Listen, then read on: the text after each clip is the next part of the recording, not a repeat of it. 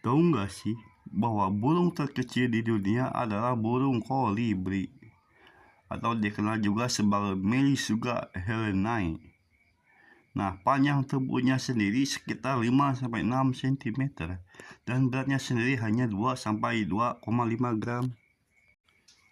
Untuk habitatnya sendiri, kolibri pertama kali ditemukan di daerah Kuba dan memiliki kemampuan yang sangat luar biasa karena mampu terbang dengan mundur dan dapat mengambil madu melalui paruhnya yang sangat ramping.